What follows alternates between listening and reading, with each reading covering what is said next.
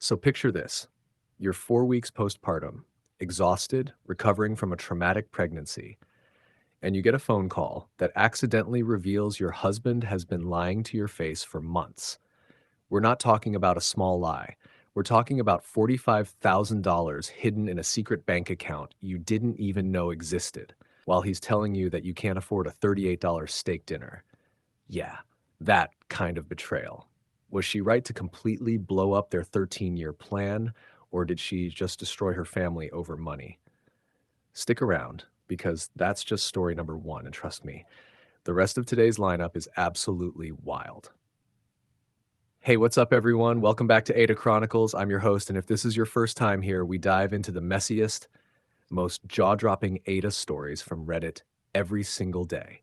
We're talking financial betrayal, workplace drama, family entitlement, all the chaos you can handle. And here's the thing, we're on a mission to hit 10K subscribers, and honestly, we can't do it without you.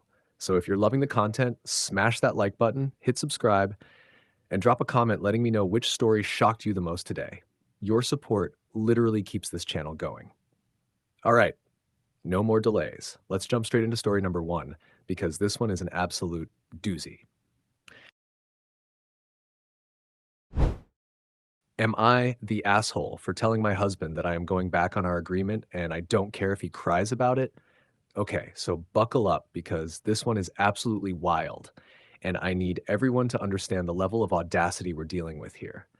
Like, I had to read this twice because the first time through, I genuinely thought I was misunderstanding something. Spoiler alert, I wasn't. This is exactly as bad as it sounds. So, our writer and her husband are both 32 and have been together since they were 19 years old. 13 years, people. That's since they were basically babies themselves, probably still figuring out how to file taxes and whether you're actually supposed to separate colors and whites in the laundry. They grew up together, built a life together, and had this very specific, very detailed plan for their future that they've been working toward for years. The plan was simple. They both wanted one child, and they wanted everything to be absolutely perfect before they had that child. We're talking the whole checklist: the house, the careers, the savings, the investments, the nest egg, probably a color coded spreadsheet tracking it all. And here's the crucial part of the plan. Once they had a baby, Ryder would stay home full time to raise their child. No daycare. And there's a really heavy, really tragic reason for that.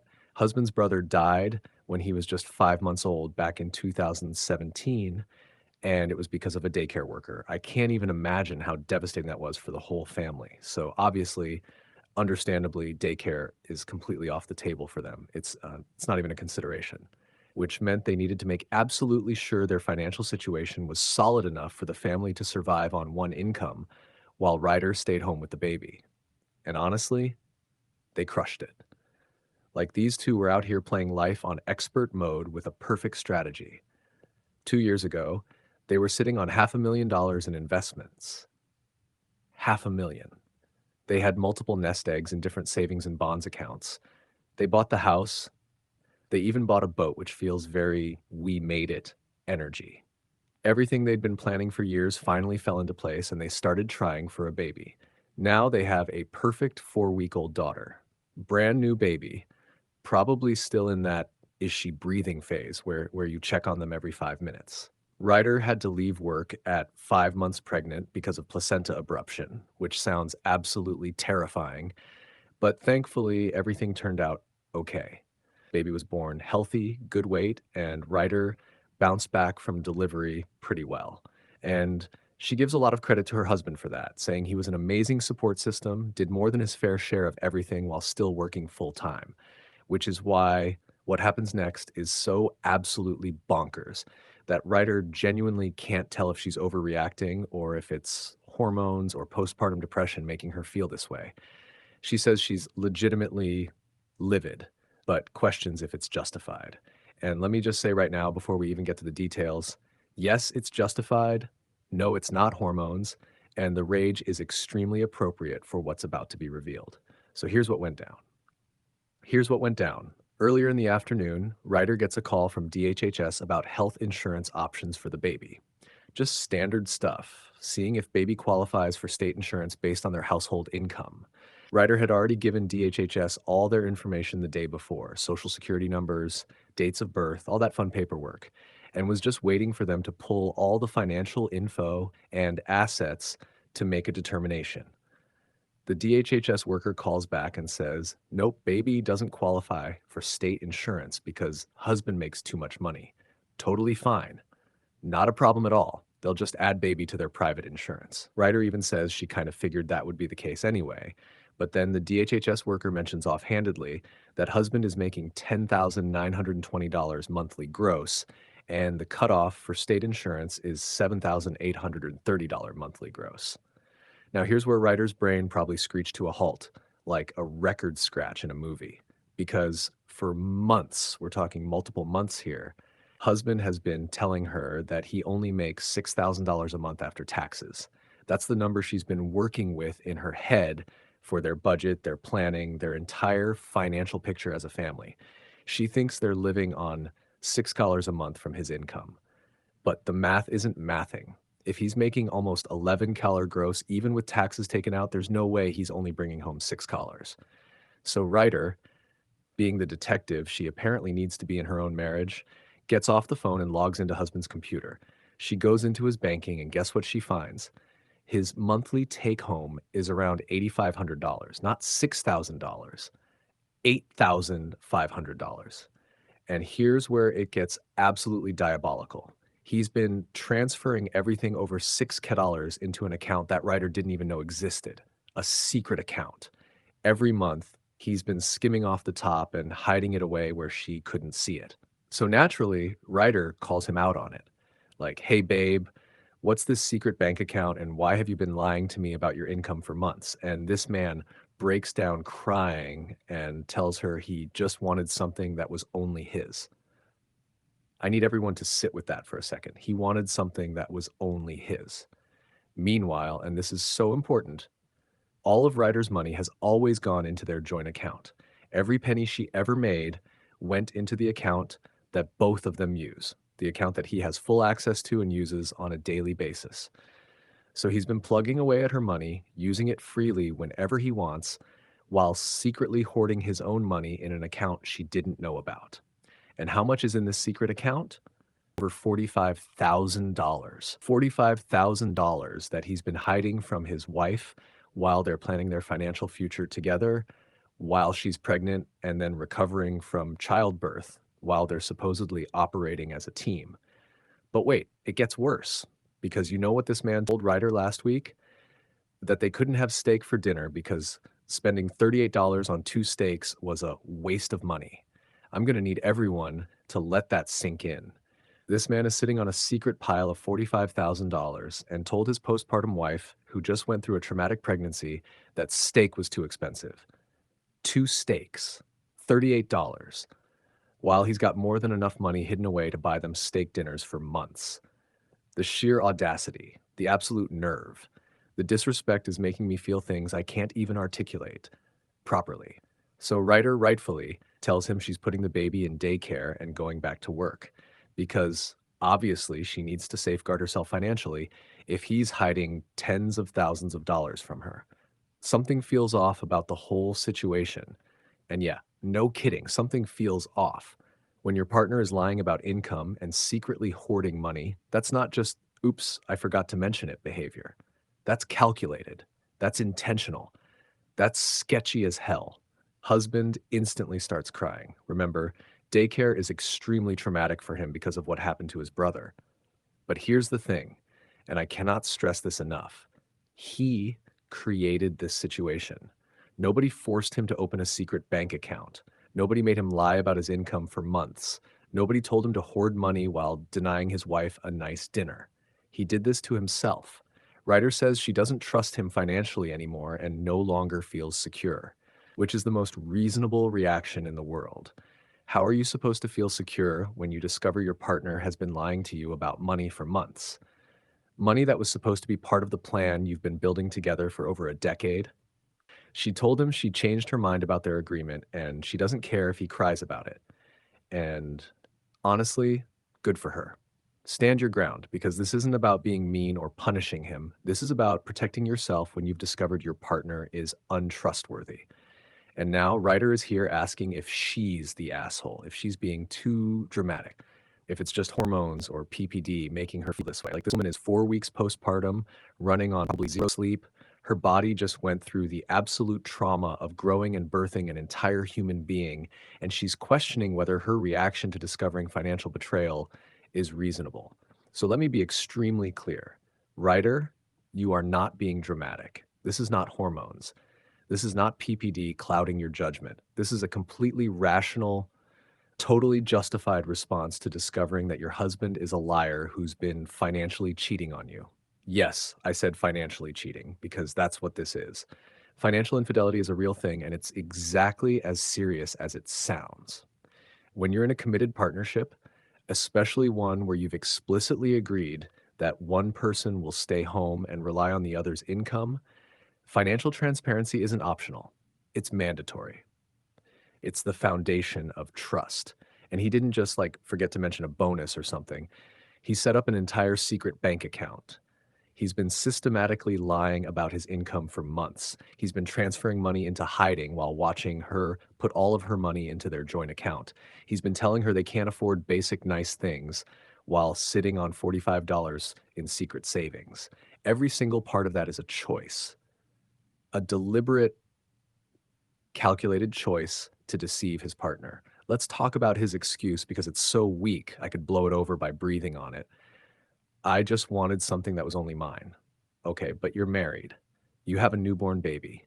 You made commitments.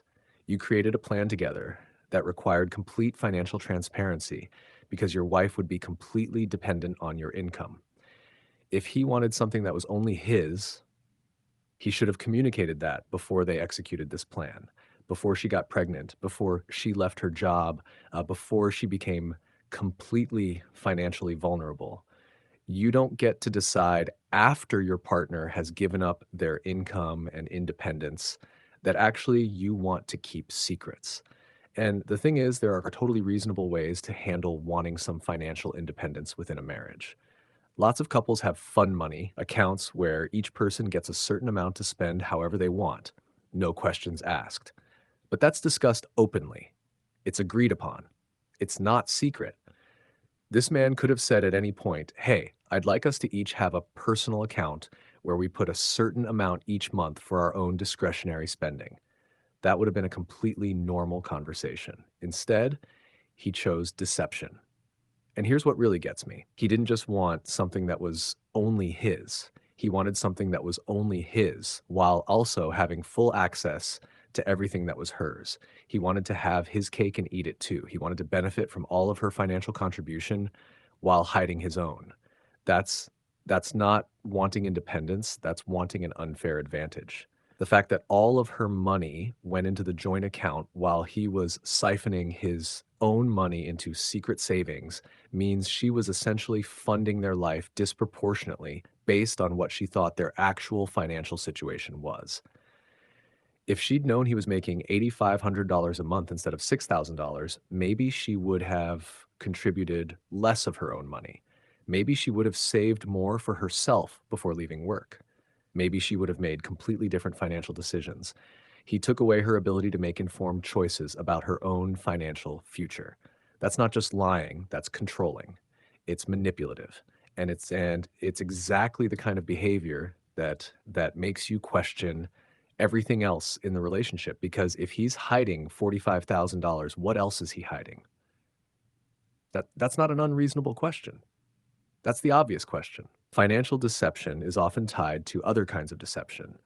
At minimum, it shows he's capable of looking his wife in the eye and lying to her for months without apparent guilt.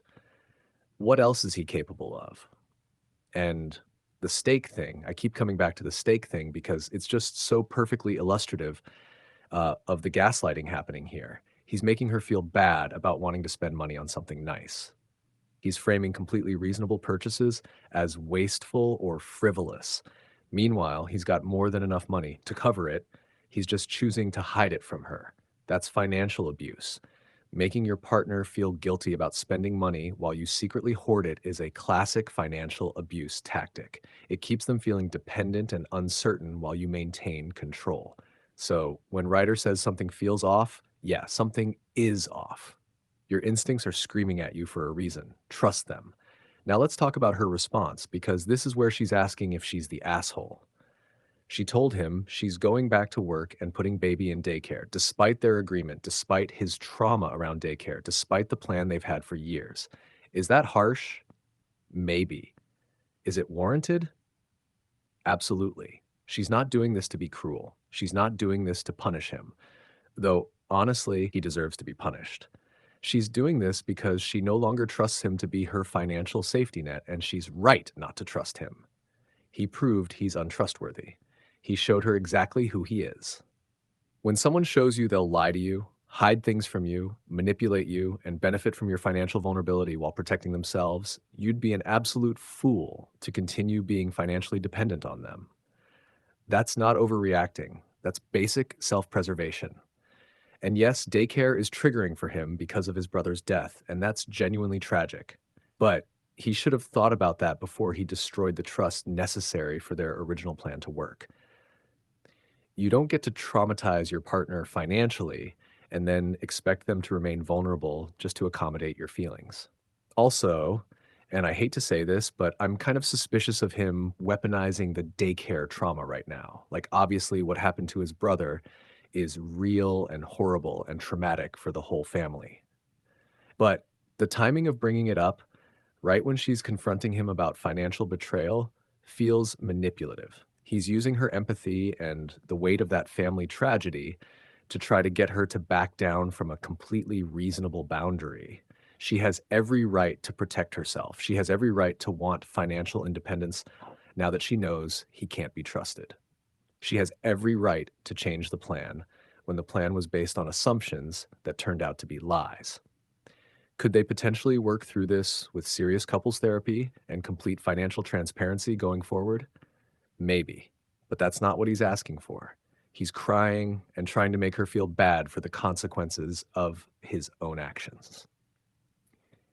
Here's what should happen if he was actually remorseful and wanted to fix this. He should immediately grant her full access to all accounts, including the secret one. He should provide complete transparency about all money coming in and going out. He should go to couples therapy to address why he thought this was acceptable. He should acknowledge that he destroyed her trust and work actively to rebuild it. And he should accept that she needs financial independence now, even if that means daycare, even if that's hard for him. But I'm guessing he's not doing those things. I'm guessing he's just crying and making her feel like the bad guy for not just forgiving and forgetting. So let me make this extremely clear. Ryder, you are not the asshole. Not even a little bit. Not even 0.01%. You are being completely reasonable. Your husband, on the other hand, massive asshole. Gigantic. The size of the sun. He lied to you for months. He hid tens of thousands of dollars from you. He let you believe you were operating as a financial team while he was protecting himself and leaving you vulnerable. He made you feel bad about spending money on basic nice things while secretly hoarding cash. He waited until you were at your most vulnerable, pregnant and then postpartum, out of work, completely dependent on him, to reveal accidentally through a DHHS call, not even by choice, that he's been deceiving you. Every part of that is asshole behavior. Every single part. You have every right to go back to work. You have every right to want financial independence. You have every right to not trust him anymore. You have every right to change the agreement that was based on trust he's now proven he doesn't deserve. And frankly, beyond just going back to work, you should also be having some serious conversations with yourself about whether this marriage is salvageable. I'm not saying run straight to divorce, but I am saying that this level of deception should make you question everything. If he could lie about this, what else has he lied about? What else will he lie about in the future? At minimum, you need couples therapy with a therapist who specializes in financial infidelity. You need complete financial transparency from here on out. You need access to every account, every statement, everything. You need to see exactly where all money is going. And honestly, you probably need your own lawyer just to understand your options and protect yourself. Because if this marriage doesn't work out, you need to know what you're entitled to and how to protect your interests and your daughter's interests. But more than anything, you need to trust your gut. You said something feels off. Listen to that. You're not crazy. You're not hormonal. You're not overreacting. Your instincts are screaming at you that something is wrong because something is wrong. Your husband betrayed you. He lied to you. He manipulated you. He financially abused you. And now he's trying to make you feel guilty for protecting yourself from further harm. Don't fall for it. Go back to work. Get your financial independence. Make your own money and put it in your own account that only you have access to. Protect yourself and your daughter. And then decide whether this man deserves to be in your life at all. Not the asshole. Not even close. Your husband is the asshole, and honestly, you're being more generous than he deserves by even asking this question instead of packing his bags for him. Stand your ground, protect yourself, trust your instincts, and don't let anyone make you feel bad for refusing to remain vulnerable to someone who's proven they'll take advantage of that vulnerability. You've got this, and you deserve so much better than this. Am I the asshole for not canceling my vacation and reporting a coworker for harassment?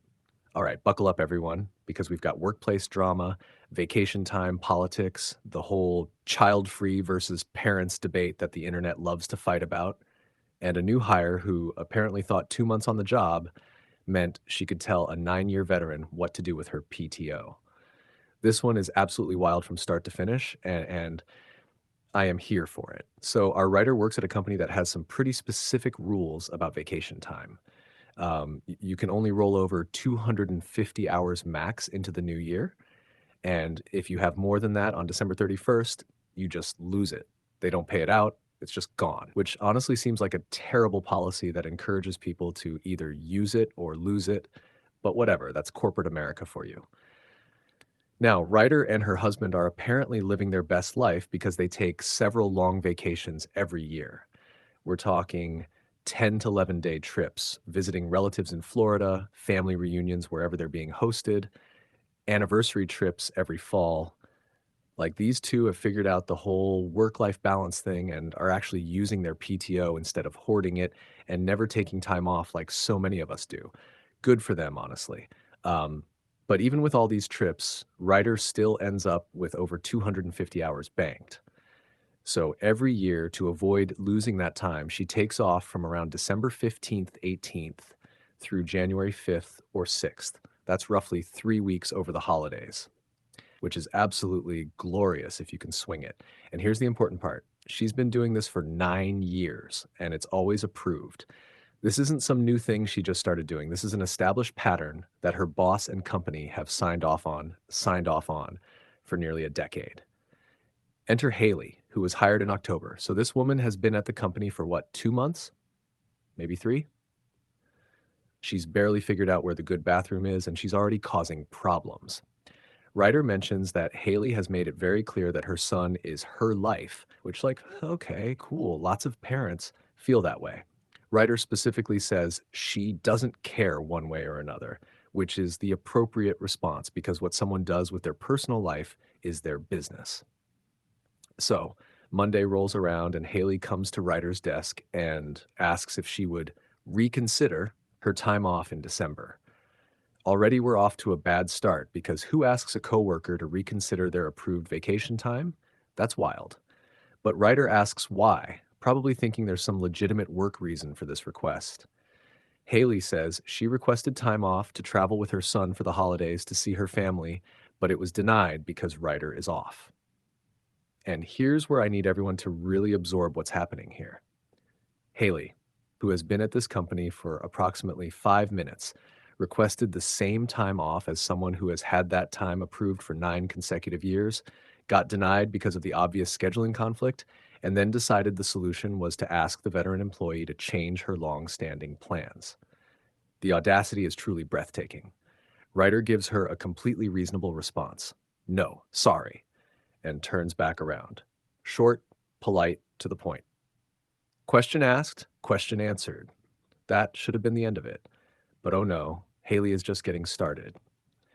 That same afternoon, like we're talking hours later, not even a full day to cool down and accept reality, Haley sends Ryder an email with an itemized timeline of all the vacation time Ryder has taken this year. She went through their shared team calendar and literally documented every single day Ryder was out of office and presented it like evidence of some crime. And then she asked Ryder to please reconsider and CC'd their boss on the email. I need everyone to understand how absolutely unhinged this behavior is. Haley took time out of her day, during work hours presumably, to comb through Ryder's vacation history and create a document about it to send to Ryder and their mutual boss. What did she think was going to happen? That the boss would see Ryder took vacation time, which is allowed and encouraged, and be like, oh my God, you're right. This is outrageous. Let me revoke her approved PTO immediately. Ryder says this severely pissed her off, which is the most justified anger I've ever heard. She makes a great point. She doesn't butt into anyone else's business ever. She doesn't care if she sees someone at an Eagles game, go Birds, on the same day they called in sick. As long as she's not having to do their work, she genuinely does not care what other people do with their time. And honestly, that's the right attitude to have at work. Mind your business, do your job, go home. Don't police other people's PTO usage. Don't track what your coworkers are doing. Just live your life. So Ryder emails back immediately saying she doesn't appreciate Haley going through her vacation time, and her answer is still no, and she doesn't want to discuss it further, which is professional and sets a clear boundary. Asked and answered, conversation over, move on. But does Haley move on? Of course not. Yesterday morning, so we're now on day 3 of this saga, Ryder gets called into a meeting with her boss, Lisa, and Haley. Lisa jumps right in, saying she saw Haley's email and Ryder's response, and Haley wanted to meet, which already tells you that Lisa probably saw Haley's email and was like, this is ridiculous, but is trying to manage the situation. Ryder repeats one more time that she will not be canceling her vacation. Clear, direct, final answer. And this is where Haley absolutely loses it. Haley starts raising her voice about how Ryder's child-free traveling should take a backseat to working-class mothers and their kids. First of all, the classism of calling herself working class while also planning holiday travel is kind of funny. Second, since when is there a hierarchy of whose vacation is more valid based on whether you have kids? PTO is PTO. It doesn't matter if you're using it to travel with children or sit at home and watch paint dry, it's your time that you've earned. But Haley's not done. She then claims that Ryder hates kids based on remarks in the workplace and that she feels Ryder is retaliating for the cause. What cause? What are we even talking about? Is there an anti-child agenda that Ryder is allegedly part of? Is this a conspiracy? Both Lisa and Ryder are shocked by this accusation, which makes sense because it came completely out of left field. Ryder explains that she's child-free by choice. She and her husband have lots of nieces and nephews and godchildren, and they're happy. They don't hate kids.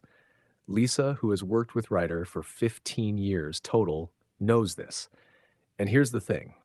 Even if Ryder did hate kids, that would be completely irrelevant to this situation. This isn't about kids versus no kids. This is about approved vacation time and professional boundaries. Ryder tells Haley she's making a false accusation and this is now an HR matter. She gets up and leaves the meeting even though Lisa asks her to stay. Good for her, honestly, because that meeting was going nowhere productive and Haley was just going to keep spiraling. About half an hour later, Ryder gets another email from Haley. This woman has now sent multiple emails about this situation. And in this one, she's informing Ryder that she's asking Lisa to revoke Ryder's PTO and be fair to others on the team. The entitlement is absolutely staggering. Haley genuinely believes that her boss should revoke another employee's approved vacation time, time that's been approved and on the books, time that Ryder's been taking for 9 years, to accommodate someone who's been there for 2 months. But wait, there's more. Ryder then overhears Haley telling a team member that Ryder isn't letting her take time off because Ryder hates kids and is part of the hateful child-free community. So now Haley is spreading rumors and talking trash about Ryder to other coworkers, painting Ryder as some kind of anti-child villain because she won't give up her vacation. That was the last straw for Ryder. And honestly, that would be the last straw for me too. Ryder attaches both of Haley's emails and writes to HR about the harassment and slander. She includes the name of the coworker Haley was talking to and the context of that conversation.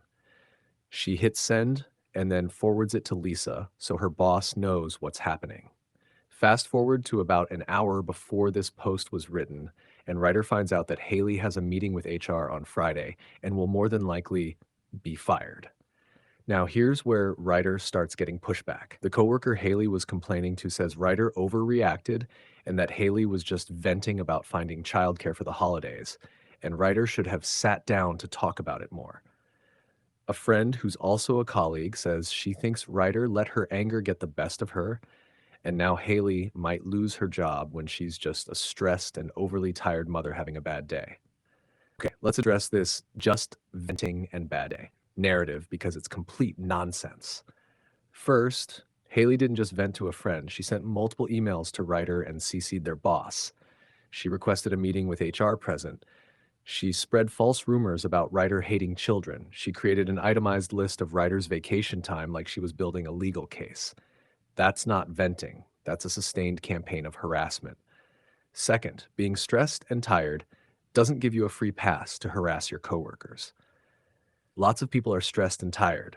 Lots of working parents struggle with childcare and scheduling, but most of them don't respond by attacking a coworker who won't give up their approved vacation time. Third, this wasn't one bad moment. This was 3 days of escalating inappropriate behavior. Ryder gave Haley multiple opportunities to drop it. She said no politely the first time. She set a clear boundary in her email response. She stated in the meeting that she wouldn't be canceling her vacation. At every single turn, Haley could have accepted the answer and moved on, and instead, uh, doubled down. Ryder admits she used the buzzwords of harassment and slander to get her cross, but here's the thing. It was harassment, and it was slander. Using accurate terminology to describe what's happening to you isn't manipulation. It's being precise about the problem. Now let's talk about some additional context that makes this even more wild. Ryder adds in a PS that she's not the only one off during this time. They're a team of 5 people and 2 other coworkers are also off during the time Haley wants. But those 2 have children, so Haley specifically targeted Ryder, the child-free person, to ask to give up vacation time. She didn't ask either of the coworkers with kids to reconsider, just Ryder, which honestly does kind of suggest some bias about whose time off is more worthy. And the remarks Haley referenced about Ryder hating kids, when Haley started, she asked Ryder why she doesn't want kids, and Ryder said, "I like coming home to a clean and quiet house." That's it. That's the extent of the allegedly hateful anti-child remarks. Ryder answered a personal question honestly, and now it's being used as evidence that she's part of some hateful child-free community. Ryder also provides some context about how PTO works at this company. They're in the Midwest. The company is huge on work-life balance because of burnout in their field. You're eligible to use PTO after 30 days, and it accrues fast. Haley, despite being there only since October, is already eligible for 52 hours of PTO. So Haley has vacation time available. She has over a week of PTO she could use. The issue isn't that she has no time off available, it's that she wants the specific time that multiple other people already have approved, and she can't have it because of scheduling. Ryder also explains in an edit how she has so much PTO banked. During COVID, the company let everyone roll over all PTO from 2020 to 2022 because of travel restrictions. In 2023, they moved the rollover cap from 150 hours to 250 hours because people complained about losing time. Ryder and her husband took the pandemic seriously and didn't travel from 2020 through most of 2022. So she banked her maximum 250 hours, and because she's still accruing time, she has a lot built up. They do winter activities that are free, so they barely travel in winter, and they don't start traveling until May each year, by which point she's accrued more time. So Ryder's vacation time isn't some scam or loophole. It's the result of years of not traveling during a pandemic and a company policy that allowed rollover to prevent people from losing their earned time. She played by the rules and managed her time well. Okay, So let's get to the judgment because I have thoughts. Am I the asshole? Absolutely not. Ryder is so clearly not the asshole here that I'm genuinely baffled that anyone is suggesting she overreacted. Let's look at what actually happened here. Ryder has an established pattern of taking time off over the holidays that's been approved for 9 consecutive years. A new employee who's been there for 2 months requests the same time and gets denied due to scheduling conflicts. Instead of accepting this completely normal and reasonable outcome, the new employee asks Ryder to give up her approved vacation. Ryder politely declines. New employee creates a document tracking Ryder's vacation usage and sends it to Ryder and their boss, asking Ryder to reconsider. Ryder sets a clear boundary that she doesn't want to discuss it further. New employee requests a meeting with the boss where she raises her voice, makes false accusations about Ryder hating children, and claims Ryder is retaliating against the cause. New employee sends another email demanding the boss revoke Ryder's PTO. New employee spreads rumors to other coworkers about Ryder being part of a hateful child-free community. At what point in this timeline should Ryder have just sat back and taken it? After the second email? After being accused of hating children in front of her boss? After having rumors spread about her to coworkers? This is textbook workplace harassment. Haley repeatedly contacted Ryder about the same issue after being told no. She involved their boss inappropriately. She made false accusations about Ryder's character. She spread rumors that could damage Ryder's professional reputation. She created a hostile work environment, and people are saying Ryder overreacted, that Haley was just having a bad day, that Ryder should have been more understanding. No. Hard no. Haley is a grown adult who is responsible for her own behavior. Being a stressed parent doesn't give you carte blanche to harass your coworkers. Having childcare struggles doesn't mean you get to demand other people sacrifice their approved time off for you.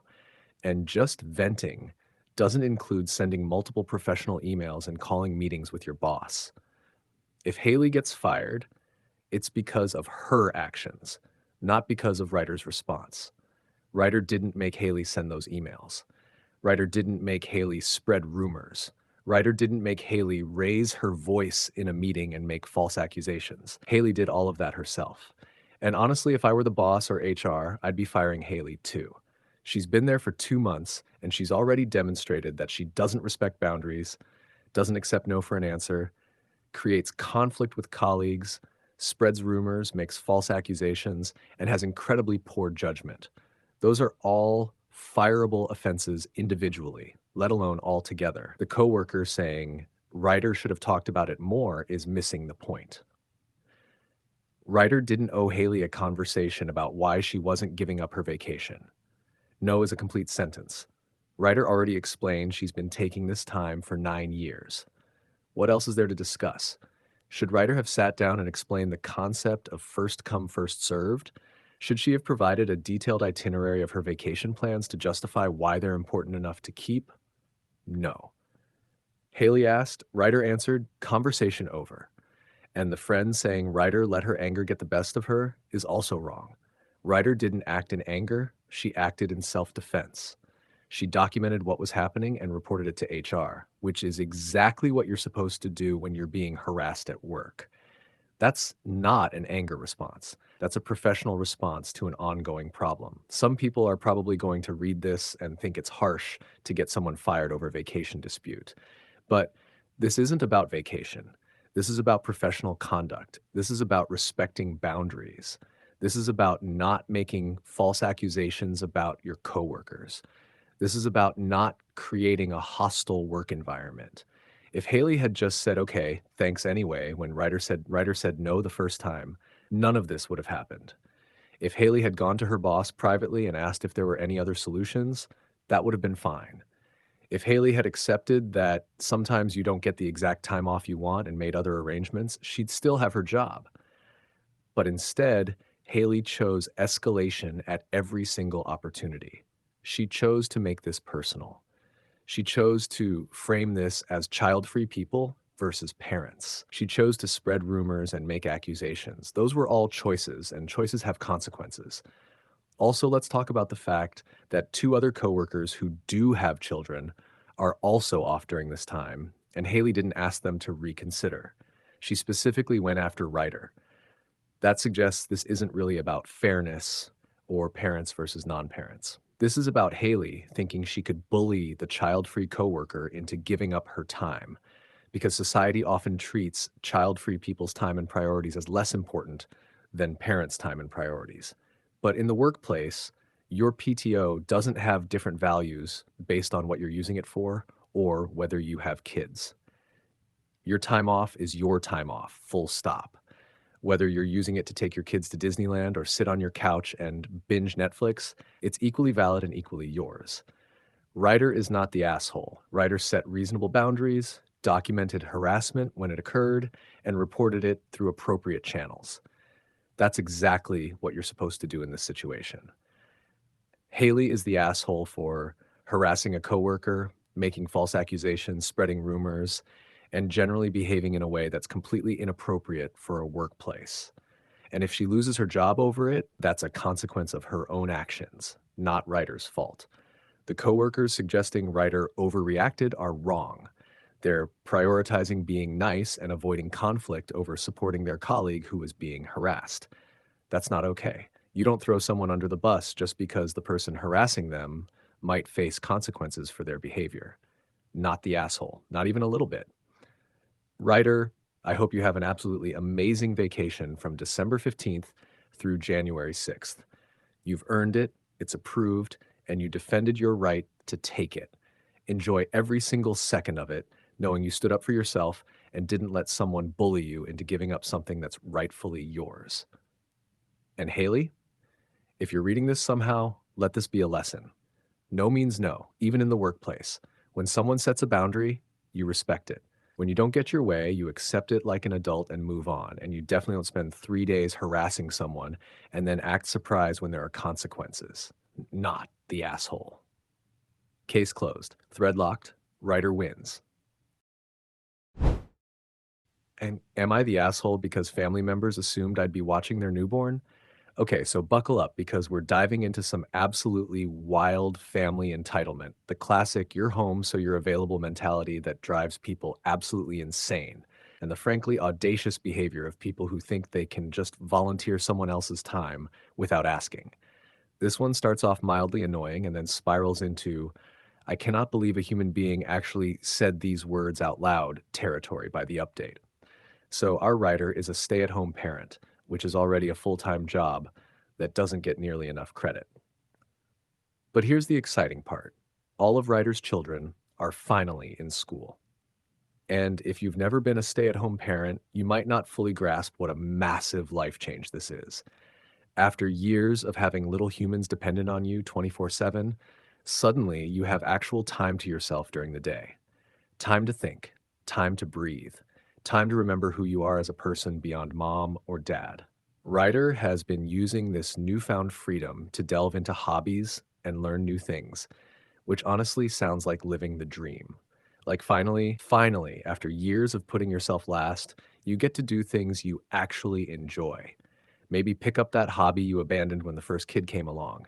Maybe learn something new you've always wanted to try. Just exist as a whole person with interests and passions beyond childcare. So we're at Thanksgiving, which is already a minefield of family drama on a good day. Ryder overhears some family members talking about their new bundle of joy.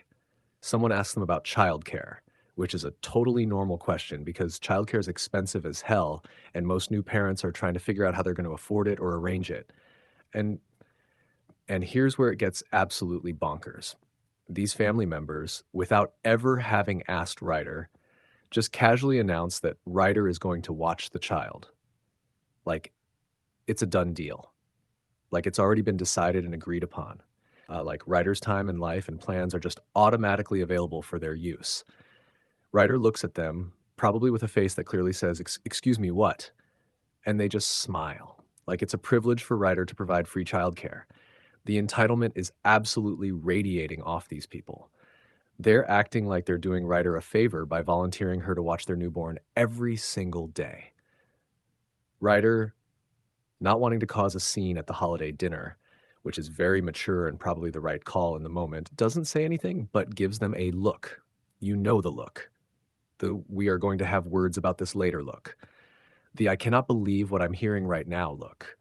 Ryder makes it very clear. She does not in any way, shape, or form want to watch this baby every day. She's willing to help here and there, which is generous. Most people would be happy to babysit occasionally for family, but every single day, that's not babysitting. That's being an unpaid nanny. That's a full-time job that Ryder did not apply for, did not interview for, and definitely did not accept. So Ryder comes here asking, am I the asshole? And already, before we even get to the update, the answer is clearly no. You are not the asshole for being upset that someone volunteered you for daily childcare without asking. That's such an obvious overstep of boundaries that I'm genuinely amazed these family members thought it was okay. But wait, it gets so much worse.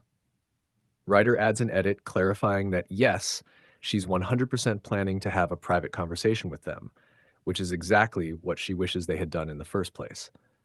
She says she can and does stand up for herself, but she was caught off guard and honestly pissed at Thanksgiving.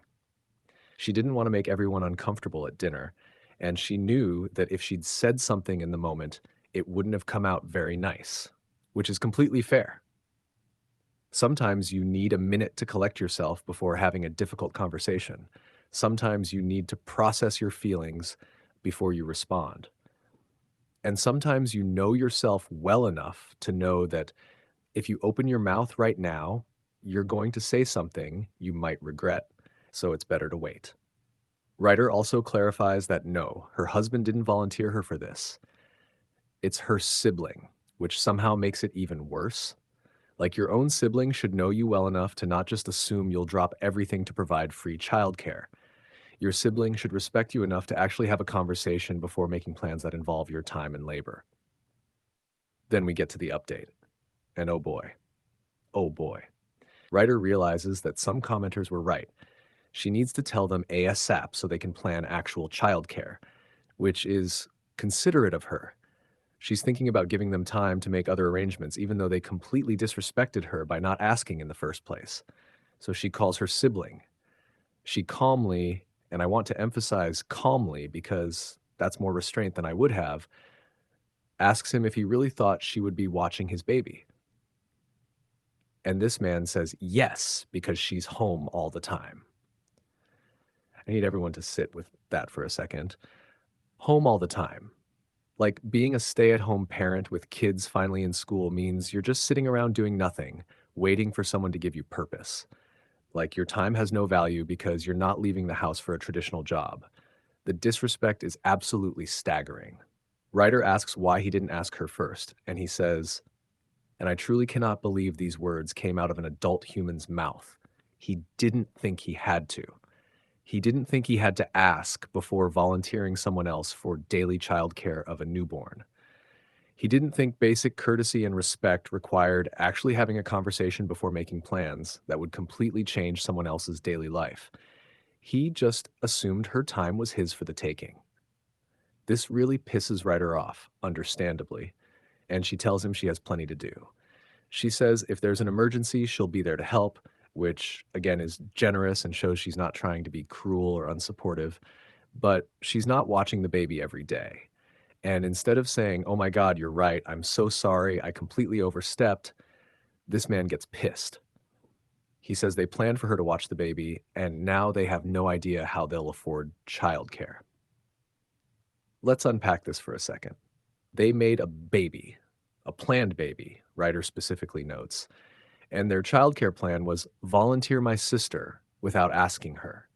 They didn't budget for childcare. They didn't research options. They didn't have a backup plan. They just assumed Ryder would do it for free and based their entire financial planning around that assumption that they never bothered to confirm. That is absolutely wild. When you're planning to have a baby, childcare is one of the biggest expenses and considerations. Most people spend months researching daycares, getting on waiting lists, figuring out costs, making budgets. These people apparently did none of that because they just assumed Ryder would handle it. But then, and this is where my jaw literally hit the floor, the brother says he's upset because he also needs to work out for 2 hours a day after work, and he feels like now he won't be able to, and that will mess up his mental health. I'm sorry, what? Let me get this straight. They work from 7:30 a.m. to 4 p.m. Then they work out for 2 hours after that. That's around 10 hours total that they would have this newborn at Ryder's house. 10 hours a day. So they're not even asking Ryder to watch the baby during work hours. They're asking her to watch the baby during work hours and during their gym time, so their lives don't have to change at all after having a baby. Ryder calls this out perfectly. So you're having a baby for me to take care of, so your lives don't change? You want me to give up my free time, but you won't? Because that's exactly what's happening here. They want Ryder to sacrifice her entire day, the free time she finally has after years of raising her own kids, so that they can maintain their exact same lifestyle they had before the baby. They don't want to make any adjustments or sacrifices. They just want to hand the baby off to Ryder and continue going to the gym for 2 hours every single day. And Ryder points out, because apparently she's had conversations with her brother about this, that they've talked about how happy she is in this moment with her free time. He knows she's been enjoying finally having time for herself. He knows this is important to her, and he just doesn't care. Then he says something that would make me see red. A child is more important than your hobbies. The audacity. The audacity. Yes, a child is important. Your child is your responsibility, not Ryder's responsibility. Ryder already raised her kids. She already did the sleepless nights and the diapers and the constant care. She already made those sacrifices for her children because they were her children. This isn't Ryder's baby. This is her brother's baby, a baby he chose to have, a baby he planned to have. And now he's trying to guilt her by acting like she's prioritizing hobbies over a child when the actual situation is that he's prioritizing the gym over his own child. Ryder absolutely goes off, and rightfully so. She says, "Mine are because I had them." Perfect response. Your children are more important than your hobbies. So you raised them. This is not her child. So her hobbies, her life, her interests, her personhood are absolutely more important to her than being an unpaid nanny. She tells him his child is more important than the gym, which is objectively true. If you're having a baby and you're upset that you might not be able to work out for 2 hours a day anymore, maybe you weren't ready for the reality of having a baby. Ryder points out that it's not up to him to decide what she does with her time, facts, and that he can work out at home. You don't need a gym to exercise. There are literally thousands of at-home workout options. YouTube is free. You can do body weight exercises. You can get some dumbbells. You can work out during the baby's nap time. But what he actually wants is for his life to not change at all, and for Ryder to absorb all the inconvenience and sacrifice of his choice to have a child. Ryder says she's sorry and hangs up. And honestly, I'm not even sure what she's apologizing for, because she did nothing wrong. Maybe she's apologizing for how it came out or for hanging up, but she should not be apologizing for setting a completely reasonable boundary. She notes that now it's going to be super awkward, but at least they know now, which is true. Better to have this awkward conversation now before the baby is born than to have them show up at her door with a newborn expecting her to take it for 10 hours a day. Okay, let's talk about all the levels of wrong happening here, because there are so many. First, the fundamental disrespect of volunteering someone else's time without asking them. This is basic boundary crossing that we teach children not to do. You don't make plans that involve other people without checking with them first. You don't commit someone else to something without their consent. This is kindergarten level social skills. Second, the entitlement of assuming that because Ryder is a stay-at-home parent with kids in school, her time has no value and she's just available for whatever anyone needs. Being at home doesn't mean you're doing nothing. It doesn't mean your time is worthless. It doesn't mean you're just sitting around waiting for someone to give you purpose. Ryder has been raising children for years. Years. She's finally at a point where she has some freedom and time for herself, and her brother thinks he can just take that away from her because it's convenient for him. Third, the absolutely wild priorities of, I need to work out for 2 hours a day and that's non-negotiable, but watching my own newborn is something I expect someone else to do. If your gym time is more important to you than caring for your own child, You have seriously messed up priorities. I want to be clear. Exercise is important. Mental health is important. I'm not saying parents should never work out or take time for themselves. But when you have a newborn, your life does change. That's part of having a baby. You make adjustments. Maybe you work out at home during nap time. Maybe you and your partner trade off so you each get gym time. Maybe you do shorter workouts for a while. Maybe you bring the baby in a stroller and walk. What you don't do is volunteer your sister watch your baby for 10 hours a day so you don't have to adjust anything. Fourth, the manipulation and guilt tripping. A child is more important than your hobbies is a classic guilt trip designed to make Ryder feel selfish for having boundaries.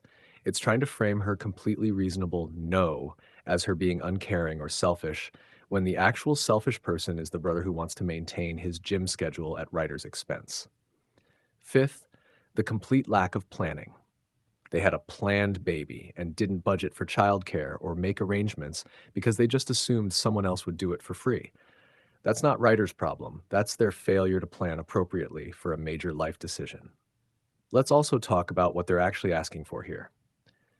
Watching a newborn for 10 hours a day is not casual babysitting. Newborns need constant care. They need to be fed every few hours. They need diaper changes constantly. They cry and need to be soothed. They need to be held and supervised every second. That's a full-time job. Actually, it's more than a full-time job because it's 10 hours a day. And they want Ryder to do this for free while they go to the gym. If they hired someone to provide this care, they'd be paying thousands of dollars a month. Infant care is the most expensive type of childcare because of how intensive it is. They're trying to get Ryder to provide thousands of dollars worth of labor for free without even asking her first. And the impact on Ryder would be massive. She finally has her days free. She can run errands without coordinating schedules. She can pursue hobbies. She can have lunch with friends. She can clean her house without little ones making messes. She can just exist as a person without being in caretaker mode 24/7. Taking on a newborn for 10 hours a day would completely eliminate all of that. She'd be right back to the baby phase she just got out of. Except this time, it's not even her own child. It's her brother's child that he's too busy going to the gym to watch himself. Now, let's address the people who might say, but family helps family, or it takes a village, or any of that. Yes, family helps family. Ryder explicitly said she'll help in emergencies and watch the baby here and there. That's helping. That's being a supportive family member. What the brother is asking for is not help. It's full-time unpaid labor.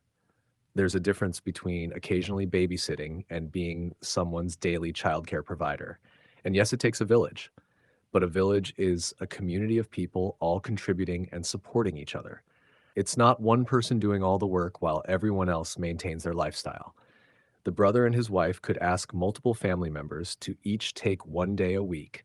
They could hire part-time care and ask family to fill in the gaps. They could adjust their schedules so one parent works mornings and one works afternoons. There are so many solutions here that don't involve Ryder giving up her entire day every day. Also, the "it takes a village." People always seem to forget that the parents are supposed to be the primary villagers. You don't just hand your kid off to the village and go to the gym for 2 hours. You are the main caregiver, and the village provides support and backup, not replacement. Some people might also say Ryder is being selfish or that hobbies aren't as important as family. But here's the thing. Ryder's well-being matters too. Her happiness matters. Her time matters. She's not a supporting character in everyone else's life. She's the main character in her own life. She spent years raising her own children. She gets to enjoy having free time now. That's not selfish. That's called having boundaries and valuing yourself. And honestly, hobbies and personal interests are important. They're how we maintain our mental health and sense of identity. They're how we decompress and find joy. Ryder finally has time to be a whole person again instead of just mom, and her brother wants to take that away from her. Let's also talk about how this affects Ryder's own kids. They're all in school now, which means they're probably old enough that they have activities and homework and social lives. If Ryder is watching a newborn for 10 hours a day, How does that impact her ability to be present for her own children? To help with homework? To drive them to activities, to just have energy left for them at the end of the day? The brother is asking Ryder to potentially neglect her own family responsibilities to handle his. Am I the asshole verdict? Absolutely not. Ryder is so clearly not the asshole here that I'm actually angry on her behalf. The brother is massively the asshole. He volunteered Ryder without asking. He assumed her time was his for the taking. He didn't plan appropriately for his own child. He prioritizes the gym over his own newborn. He tried to guilt and manipulate Ryder when she set a boundary. He's entitled, selfish, and completely out of line.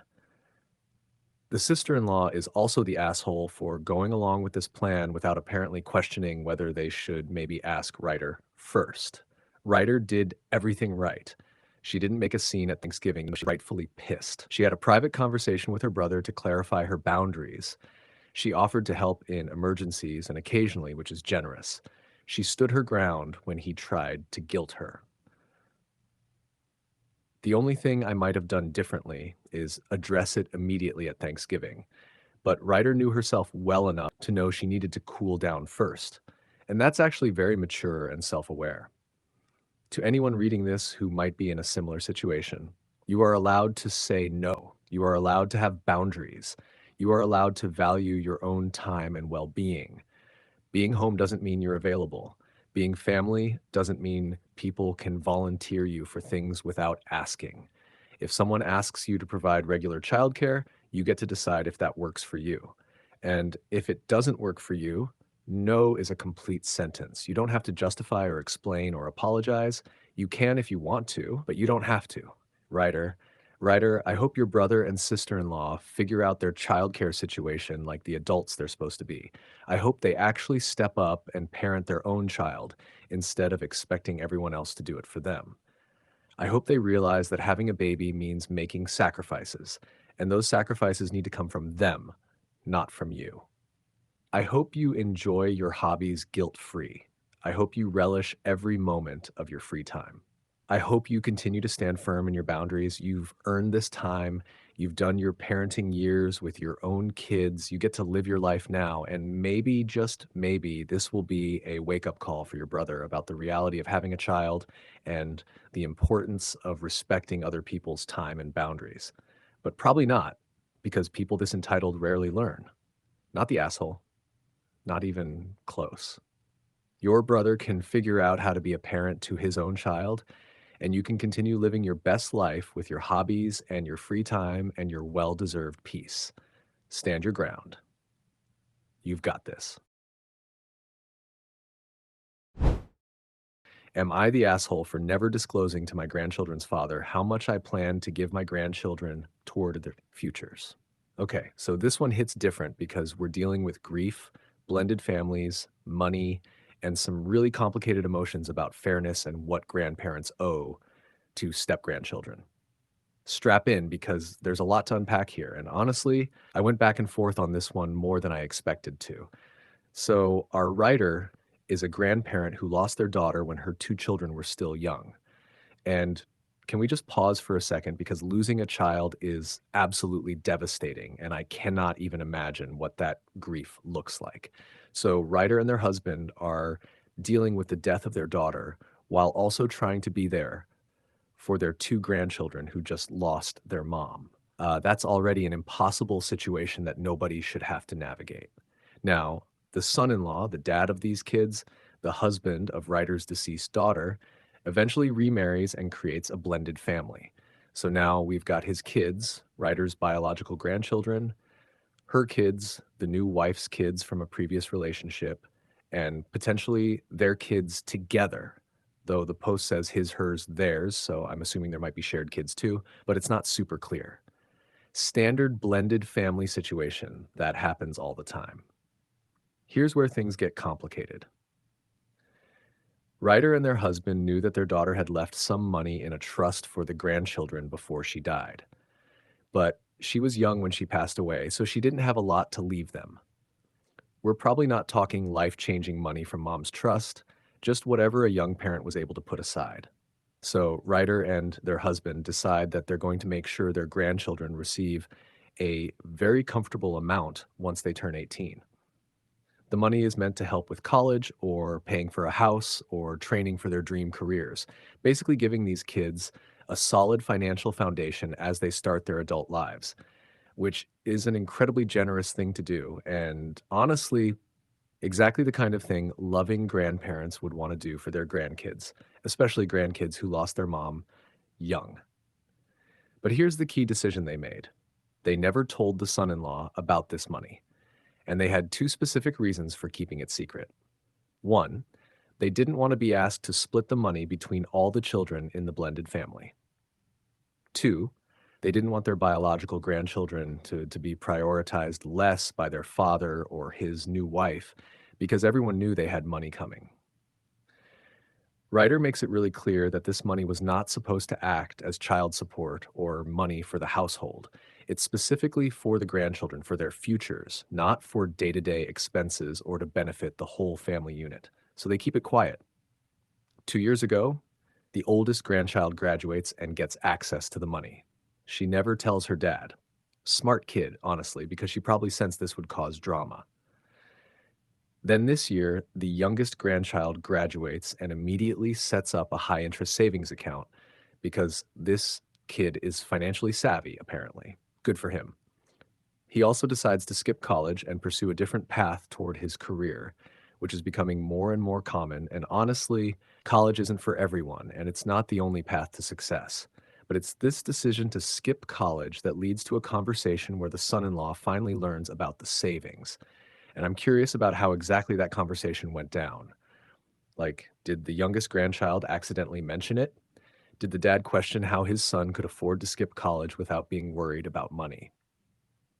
However it happened, the secret is out.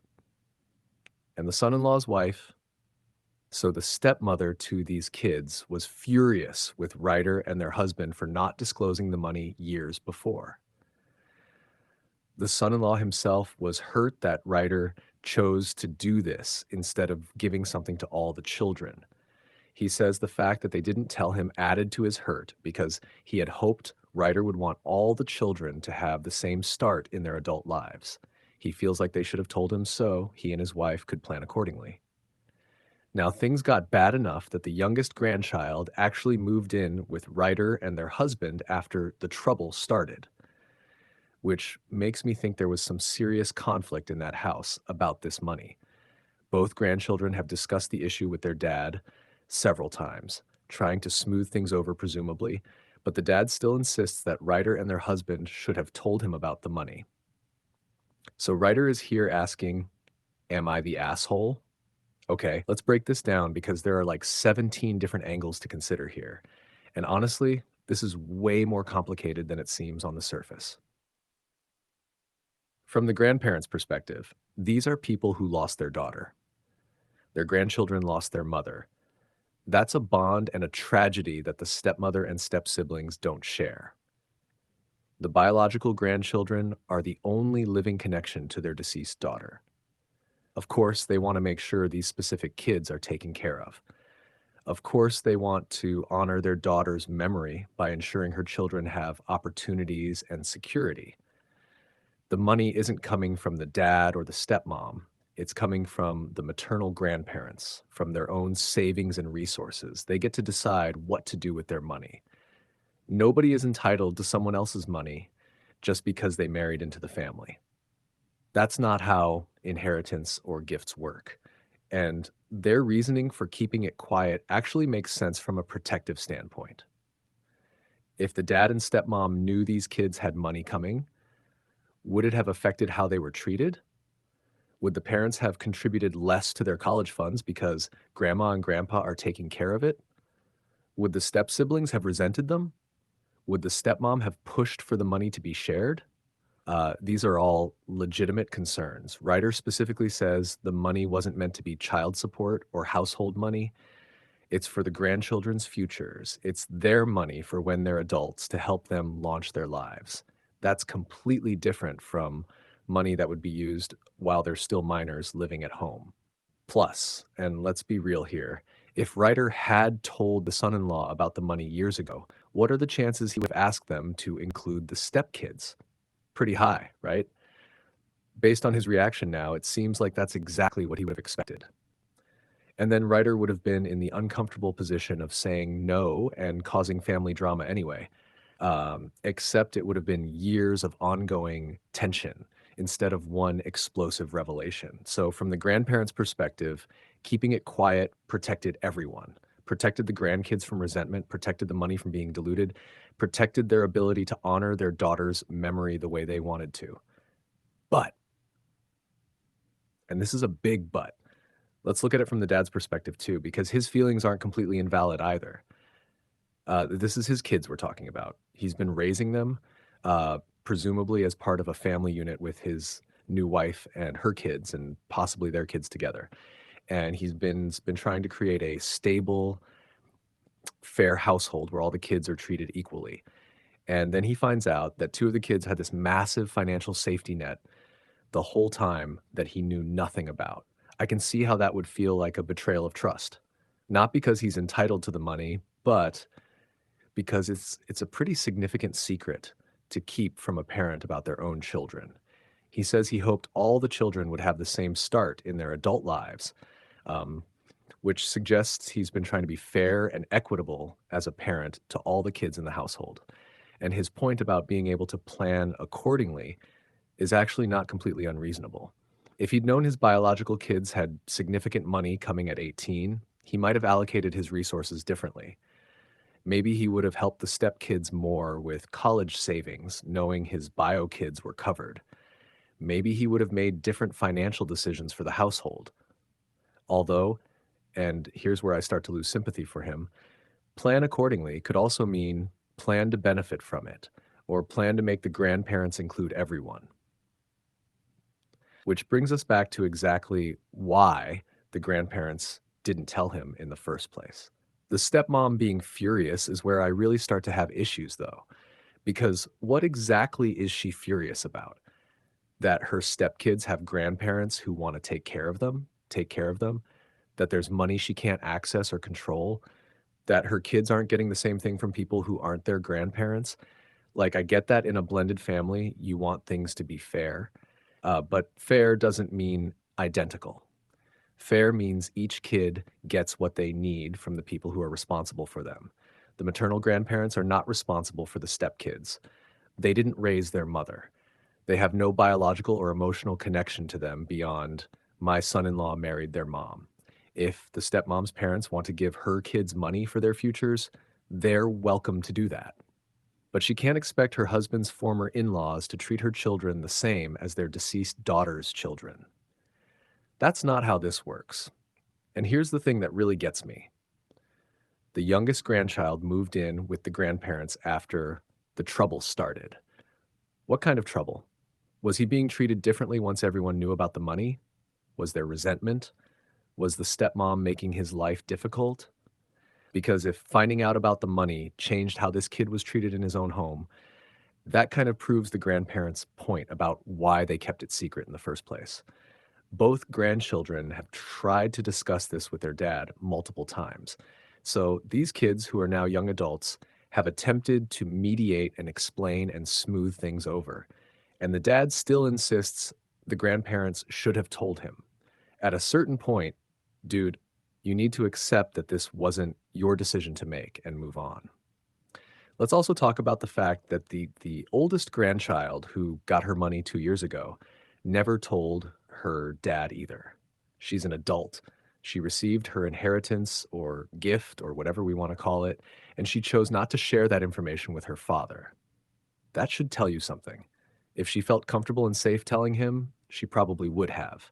The fact that she didn't suggest she also understood this would cause problems. So these aren't little kids we're talking about anymore. These are adults who are old enough to make their own decisions about their finances and what they share with their parents. The grandparents gave the money directly to the grandchildren when they turned 18, not to the dad to manage for them. The grandchildren are the beneficiaries, and they get to decide what to do with that information. Now, I've seen blended family situations go really well, and I've seen them go really badly. The ones that go well are when everyone accepts that there are different relationships with different histories, and that's okay. Bio parents have a different relationship with their bio kids than step parents do. And that's not a bad thing. It's just reality. Grandparents have a different connection to their bio grandkids than to step grandkids, especially when those bio grandkids are their only connection to a deceased child. The ones that go badly are when people insist on forced equality in situations where it doesn't make sense. When step parents expect to immediately have the same bond as bio parents. When people get resentful about relationships and histories that existed before the blended family was formed. When people feel entitled to things that aren't theirs just because we're all family now. And look, I'm not saying the stepkids and bio kids shouldn't be treated fairly in the day to day household. Of course they should. Of course, the dad and stepmom should try to be equitable with rules and opportunities and love. But that doesn't extend to inheritance from people who aren't related to all the kids. If Ryder's husband, the kid's grandfather, has siblings, do those siblings also need to give money to all the kids in the blended family? Do the deceased daughter's friends need to treat all the kids equally? Where does it end?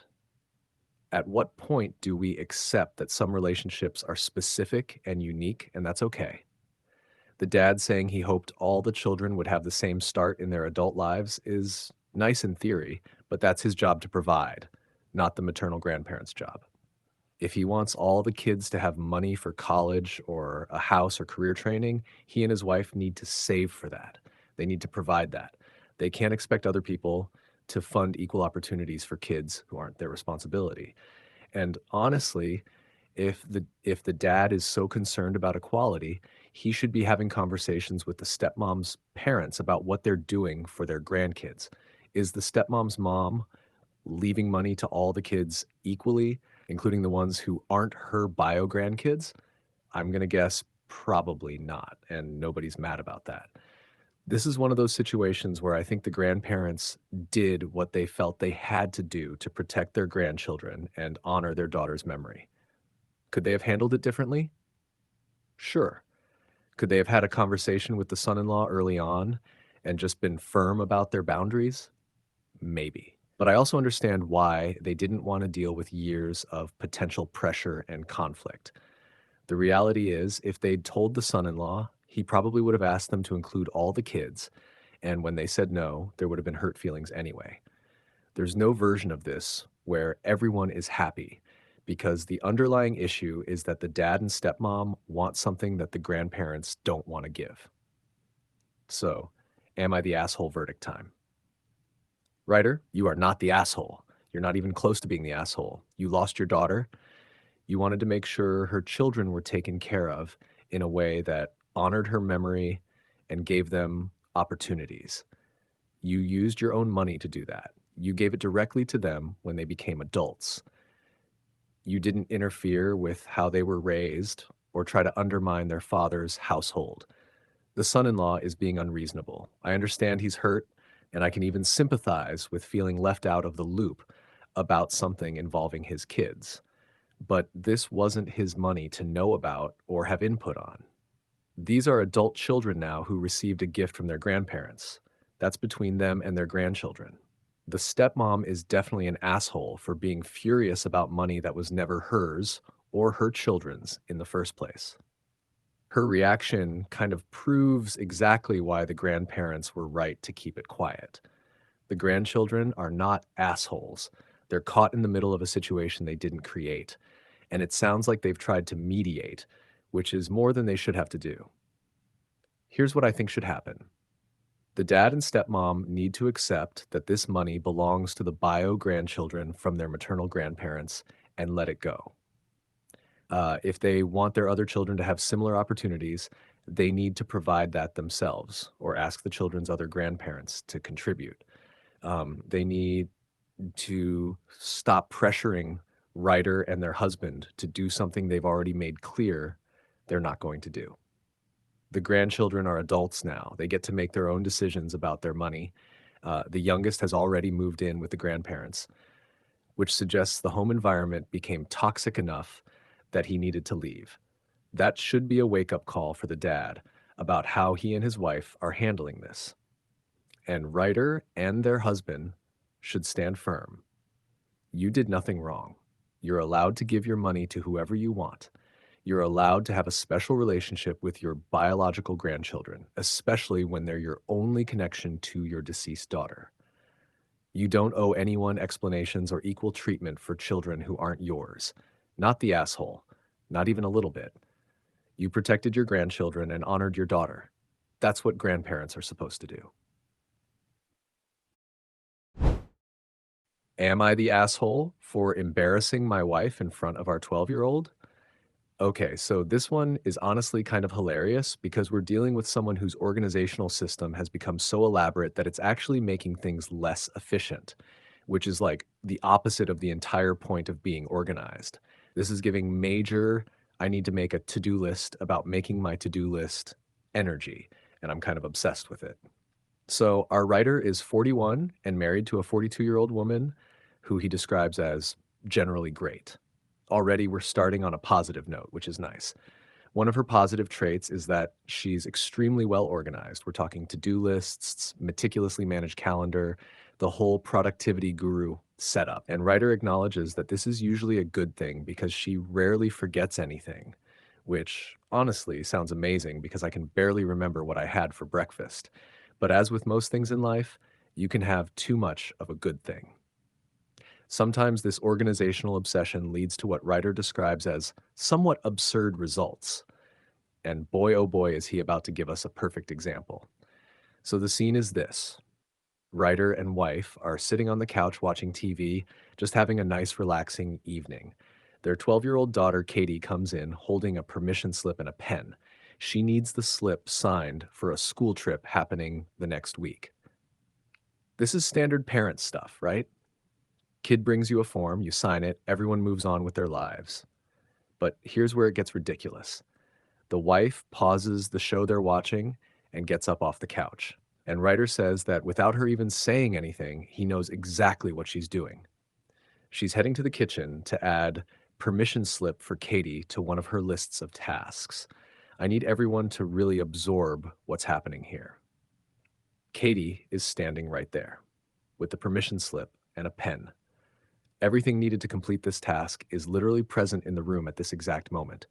And instead of just signing the form, the wife is getting up to go to another room to write down that she needs to sign the form at some unspecified later time. Ryder finds this ridiculous and honestly same. He points out that these permission forms take like 30 seconds to complete. You fill in your kid's name in the blank that says, I give permission for to go to the museum.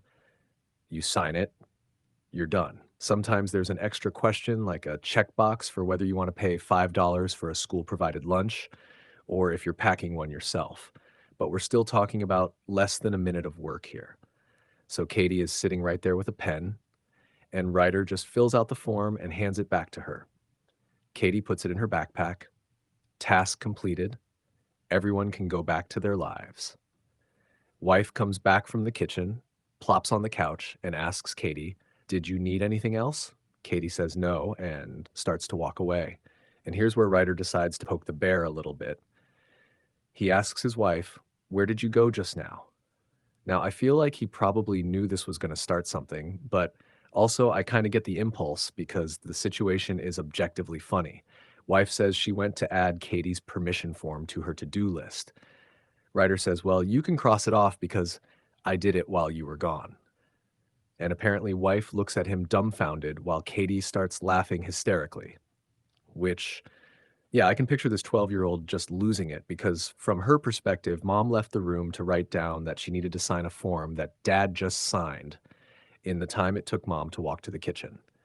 Kids that age are at the perfect stage to find this kind of adult absurdity absolutely hilarious. Ryder tells his wife that he appreciates her organizational skills, but sometimes it's just easier to take care of things in the moment. And this was one of those times. Katie had the form ready, she had a pen, and in the time it took wife to add this task to her list, it was already done. Then he paints a picture of what the alternative would have looked like. At some point in the future, wife would see this task on her list, yell for Katie. Katie would come running. Wife would tell her to go get the form. Katie would run back to her room to get the form out of her backpack where it's been sitting this whole time. And then wife would finally sign it. Like, why create all that extra work and multiple trips and coordination when you can just handle it in the moment when everything you need is right there? Wife agrees with his logic, which is important because it means she recognizes that what he's saying makes sense. But she's pissed because she says he embarrassed her in front of Katie. Ryder says he wasn't trying to embarrass her. And if anything, she embarrassed herself by walking to another room to add something to a to-do list that she could have completed in less time by just staying where she was. So he's here asking, am I the asshole? Okay, this one is actually kind of tricky because I can see both sides, but ultimately I'm landing firmly on one side of this. Let me break it down. First, let's talk about the wife's organization system. Being organized is great. Having systems in place to remember things is great. I genuinely admire people who have their lives together enough to maintain calendars and to-do lists and all of that. Most of us are out here raw dogging life with no plan, just vibes and chaos. So someone who's actually organized deserves props. But, and this is a big but, any organizational system is only as good as its efficiency. If your system is making simple tasks more complicated instead of less complicated, then your system isn't working. It's working against you. This is a perfect example of someone who's so committed to their system that they've lost sight of the actual goal. The goal isn't to have a perfect to-do list. The goal is to get things done efficiently. And signing a permission slip that's literally in your hand right now is more efficient than writing down that you need to sign it later. It's like if someone needed to send a quick 2-sentence email, and instead of just typing it out right then, they added send email to Bob to their to-do list. By the time you've written down the task, you could have just done the task. You're creating extra steps for no reason. And Ryder lays out the future scenario perfectly. At some point, wife is going to be going through her list, see permission slip for Katie, have to track down Katie, who could be anywhere in the house or even out with friends, ask her where the form is, wait for Katie to go find it, and then finally sign it. Compare that to sign the form that's right in front of you right now. The efficiency difference is massive. Plus, there's a real risk that Katie might forget where she put the form in the meantime, or it might get buried in her backpack under other papers, or Katie might be at a friend's house when mom finally gets around to this task and they can't even complete it until later. The do it now approach eliminates all of those potential complications. Now let's talk about whether Ryder embarrassed his wife, because this is where some people might say he's the asshole. Did he point out that her system was inefficient in this instance? Yes. Did he do it in front of their daughter? Yes. Did their daughter laugh? Yes. But here's the thing. He didn't mock her. He didn't make fun of her. He didn't call her stupid or ridiculous. He literally just asked where she went. And when she explained, he told her he'd already handled it. That's not embarrassment. That's just information. The embarrassing part, if we can even call it that, isn't what Ryder said. It's the inherent absurdity of the situation itself. Wife got up to write down a task that took longer to write down than to actually complete. That's objectively funny, and Katie laughed because it is funny. Kids laugh at their parents all the time for doing goofy things, and this was a goofy thing. If wife felt embarrassed, that's understandable, but I don't think Ryder caused that embarrassment. The situation itself was embarrassing because it highlighted that she was being inefficient. And sometimes when we're called out on doing something silly, even gently, it's embarrassing. But that doesn't mean the person pointing it out did something wrong. Ryder even says he appreciates her organizational skills and acknowledges that they're usually a good thing. He's not attacking her personality or her system in general. He's just saying that in this specific instance, it's the system got in the way instead of helping. Let's also talk about what the alternative would have been. Should Ryder have just let wife add the permission slip to her list and not mention that he'd already signed it? Then wife would waste time later trying to complete a task that's already done. Should he have waited until Katie left the room to tell wife what he did? I guess he could have, but why? Katie is 12 years old, not 2. She's old enough to witness her parents having a normal discussion about task management without it being traumatic. And honestly, this is kind of a good learning moment for Katie. She's watching her parents navigate a disagreement about the most efficient way to handle tasks. She's seeing that her dad can gently point out when her mom's approach doesn't make sense in a specific situation. She's seeing that her mom can agree with the logic even while being annoyed at how it played out. These are actually healthy relationship dynamics to witness. The laughter isn't mean spirited. Katie isn't laughing at her mom in a cruel way. She's laughing because the situation is genuinely funny. Her mom got up to write down a task that her dad completed before mom even made it back to the couch. That's sitcom level comedy right there. Some people might argue that writer should have just let wife handle it her own way and not interfered. But here's the thing, Katie needed this form signed. It was right there. Writer is also Katie's parent and fully capable of signing permission slips. He saw an opportunity to complete a simple task efficiently, and he took it. That's not interfering, that's just being a functional parent. And look, I get that having your system questioned can feel like a personal attack when you're someone who relies heavily on systems. Wife has probably spent years developing her organizational approach, and it clearly works for her in most situations. Having someone point out that it doesn't work in all situations might feel invalidating, but the reality is that no system is perfect for every single scenario. A good system needs flexibility. It needs the ability to recognize when you should deviate from the standard process because the situation calls for it. And this was absolutely one of those situations. What Ryder is really doing here is advocating for situational awareness over rigid adherence to a system.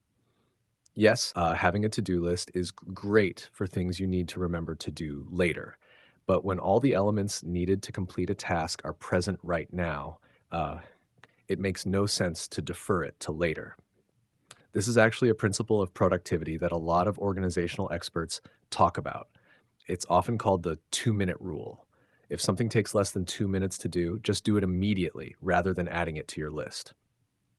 Because the overhead of tracking the task, writing it down, remembering to look at your list, finding the task on the list, gathering the materials, actually doing it takes more time and mental energy than just doing the thing right when it comes up. Wife's approach in this situation violated the 2-minute rule spectacularly. Signing a permission slip takes 30 seconds. Getting up, walking to another room, finding the list, writing down the task, walking back, and then later seeing the task on the list, tracking down Katie and the form and signing it takes way more than 2 minutes total. Now, am I saying wife is a terrible person or a bad parent or completely wrong about everything? Absolutely not. She's clearly a functional adult who has systems that work for her. This is just one instance where her commitment to her system overrode common sense. And honestly, the fact that she agreed with Ryder's logic tells you everything you need to know. She knows he's right. She's just annoyed about how it played out and the fact that Katie laughed. But being annoyed doesn't make Ryder wrong. Let me also address the idea that Ryder should have brought this up privately later instead of in the moment. I can see the argument for that, but also he asked a simple question: where did you go? That's not an attack, that's a question. When she answered, he explained what he'd done. That's information sharing. The conversation that followed about efficiency was just a natural extension of that exchange. Should he have waited until they were alone to discuss whether her organizational approach makes sense in all situations? Maybe, but also, this wasn't a huge fight or a deeply personal critique. It was a lighthearted observation about a silly situation. Not everything needs to be handled in a formal, private discussion. Katie laughing isn't the end of the world either. Kids need to see their parents as human beings who sometimes do inefficient or silly things.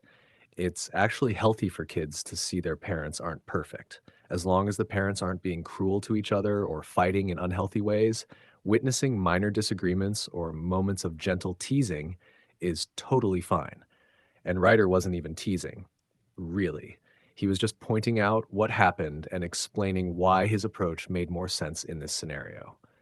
If wife interpreted that as embarrassment, That's more about her own feelings about being wrong in front of her daughter than about anything Ryder actually did wrong. Here's what I think actually happened.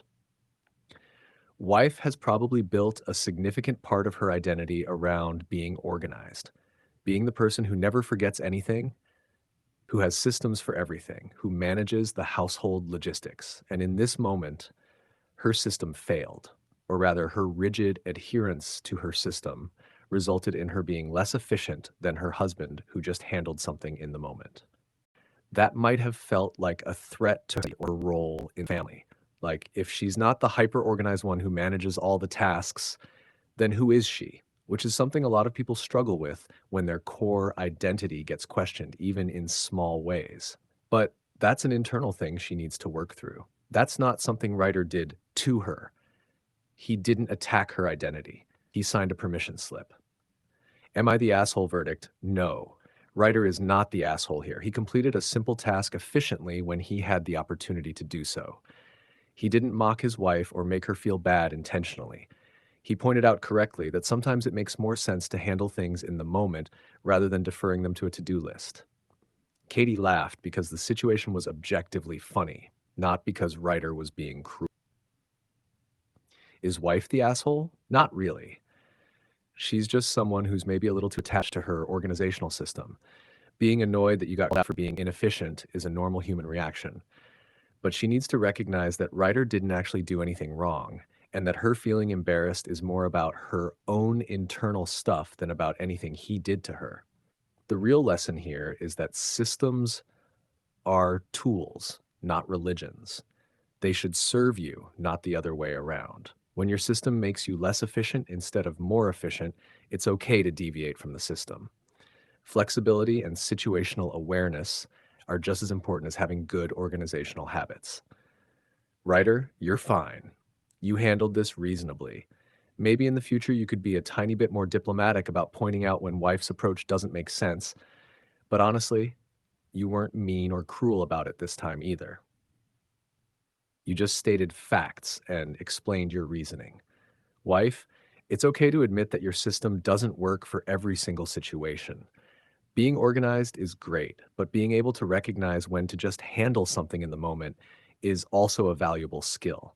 And maybe use this as an opportunity to implement the 2-minute rule into your system.